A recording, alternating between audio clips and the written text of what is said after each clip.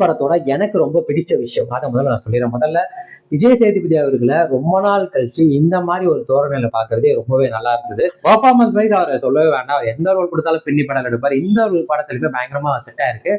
அதுக்கு அடுத்து பாத்தீங்கன்னா இந்த யோகி பாபு அவர்களோட இந்த காம்பினேஷன் எல்லா இடத்துலயும் இந்த ஒன்லைனரா அவங்க சொல்றது பயங்கரமா ஒர்க் அவுட் ஆயிருக்கு. சொல்ல போனா ரியல் லைஃப்லுமே நம்மளுக்கு இந்த மாதிரி ஒரு யோகி பாபு நம்ம கூடவே டிராவல் பண்ணுவாங்க ஃப்ரெண்டா. நம்ம ஏதாவது ஒரு இடத்துல நல்லது பண்ணி ஏதோ ஒரு பிரச்சனை தப்பிக்கலாம்னு நினைக்கிறப்போ அவன் வாய் வச்சு சும்மா இல்லாம அந்த பிரச்சனையில போத்துடுவான். அந்த மாதிரி ஒரு கேரக்டர் தான் யோகி பாபு. ருக்மணி, இந்த ருக்மணி வந்துட்டு ஆக்சுவலா இது வந்து தமிழ்ல டெபியூ மூவி அவங்களுக்கு.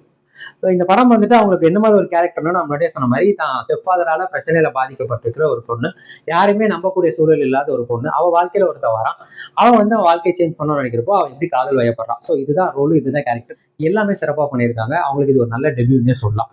அதுக்கப்புறம் வில்லனா வர 2 பேர், பிருத்திவிராஜ், அப்புறம் நம்ம இதுல கேஜிஎஃப்ல வந்தவர். ஸோ 2 பேருமே அந்த வில்லன் ரோலுக்கான ஒரு நார்மல் வில்லன் ரோல்ஸ் எப்படி இருக்குமோ அந்த மாதிரி தான் அதையுமே நல்லா பண்ணிருக்காங்க. ஸோ கேரக்டர் வைஸ் கல்பனா வரவங்களும் சரி எல்லாருமே நல்லா பண்ணிருக்காங்க. ரொம்ப முதல் பாதி எப்பவுமே இப்போ வர படங்கள்ல முதல் பாதி சிறப்பாக கொடுத்துருவாங்க, 2வது பாதி தான் அங்கங்க தொய்வு இருக்கும். பட் இந்த படம் ஃபர்ஸ்ட் ஆஃப் வந்துட்டு நம்மளுக்கு ஓகே இது எதை நோக்கி போகுதுன்றது தெரியுது. ப்ரெடிக்டபிளான ஒரு ஸ்டோரி தான். படத்தோட ஆரம்ப காட்சியில விஜய் சேதுபதி அவர்களுக்கு இன்ட்ரோ கொடுக்கும் போதே அவரோட வீக்னஸ் என்னன்னு சொல்லும் போதே நம்மளுக்கு புரிஞ்சிருது. ஓகே நம்ம இப்படிதான் இந்த கதையை பயணம் பண்ண போது, இங்கதான் இவரோட ஐடென்டிட்டி நம்மளுக்கு தெரிய போது, இவரோட வேலையை காட்ட போறாருன்றதெல்லாம் நம்மளால ஈஸியா ப்ரெடிக்ட் பண்ண முடியும்.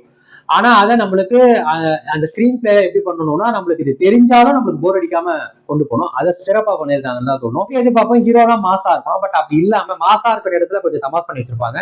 இங்க தமாசா தான் இருக்க போது நினைக்கிறப்போ மாசா பண்ணி வச்சிருக்காங்க. ஒரு சின்ன சின்ன இது அது எல்லாமே ஒர்க் ஆயிருக்கு. சாம் சீரிஸோட பேக்ரவுண்ட் ஸ்கோர் வந்து ரொம்பவே நல்லா இருந்தது. படத்துக்கு என்ன தேவையும் அதை சிறப்பாக கொடுத்துருந்தார். ஸோ ஓவராலா எனக்கு இந்த விஷயங்கள் எல்லாமே பிடிச்சிருக்கும். ஸோ ஓவராலா உங்களுக்கு ஒரு ஜாலியா எந்த விதமான லாஜிக்லாம் பார்க்க மாட்டேன், எனக்கு ஜாலியா வேணும், ஒரு படம் பார்க்கணும், ஒரு 2 மணி நேரம் 2.5 மணி நேரம் நான் நிம்மதியா படம் பார்த்து வரணும் அப்படின்னு நினைச்சீங்கன்னா கண்டிப்பா ஏசை நீங்க ட்ரை பண்ணலாம். இந்த படம் எந்த அளவுக்கு மஜாவா எக்ஸைட்டிங்கா இருந்ததுன்னு பாத்தீங்கன்னா, நான் வந்து 100க்கு வந்து 70 கொடுப்பேன்.